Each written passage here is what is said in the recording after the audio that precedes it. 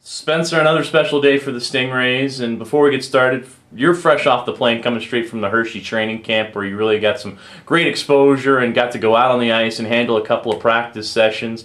How was your time up there? I know it was probably a good experience for you to really get started and get prepared for this training camp that's starting this Sunday and essentially right around the corner. Yeah, it was great to get up to Hershey, Pennsylvania and get a first-hand look, and being my first time up there, to sort of have a look at their organization, how they run things. Coach Mark French was great. Troy Mann, his assistant, they run a very good organization up there, and it was good to get right in there. You see some of the prospects, see some of the guys that'll be playing up in Hershey all year, and maybe even some of the guys that'll be trickling down to us, so it was good. And that was my next question. When evaluate everybody and talking to some of the players, some of which have been in Stingrays uniforms and seasons past, did you get an idea of who the Stingrays may be receiving over the next couple of weeks? Well, what they do is there'll sort of be a group of players that may end up, depending on how they play in training camp, how they play in the preseason games. That'll have a lot to do with where players end up, but there's a general sort of idea of a group of players that could end up in South Carolina. But again, you're sort of there not to make, obviously I'm not making any decisions like that, but just sort of watching, see how guys are progressing, how they're playing, and then sort of look at different things, the way they run practices up there, the way they address systems, have their meetings, stuff like that. Or it's always good to gather as much information as you can and see how other guys run things, so it was good.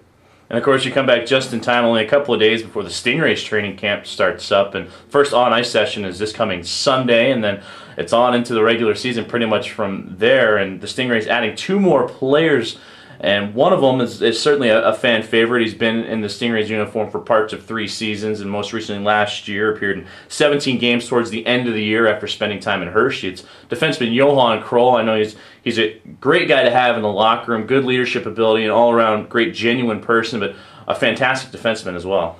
Yeah, Johan is a huge signing for us. Johan recently got married this summer, and we weren't sure if he was going to stick around in North America or head over to Europe and try over there. But we were very pleased to get Johan. It was tough.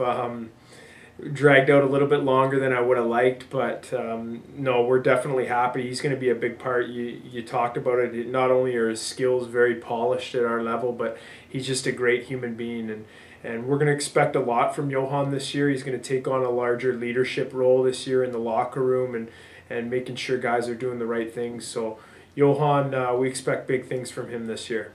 Another gentleman that you are adding to the lineup, James McEwan, spent the last 2 seasons with the Ontario Reign, and looking at his numbers, posted up 6 points in 63 games last season. But for James, he seems to add that toughness, that grit that you're looking for in the Stingrays lineup. Yeah, James is going to be he's another good signing. I think James, we're coming here, he's coming into South Carolina, he's going to be in on the forecheck, he's going to bring energy. And if things need to be dealt with out on the ice, he's a guy that can do that. He's proven it. Coming out of the WHL, playing up in Kelowna, he was the captain up there in a very good organization they run up there. So he has a lot of experience. I think it'll be nice for him to get a fresh start. He's been out west for a while, playing in Phoenix and then in Ontario. I think getting out here on the East Coast, change of scenery, I think it's going to help. We're going to work with him on his game and make sure that he's becoming a well-rounded player and also bringing that physical element that we're going to need this year.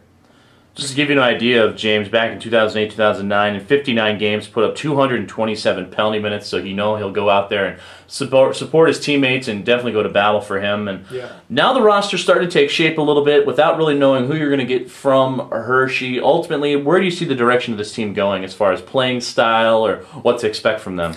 We're going to be an aggressive team. My big thing is at this level, and when you're playing against teams, you want to take time and space away and force them into turnovers, and we're going to be coming at you in your face.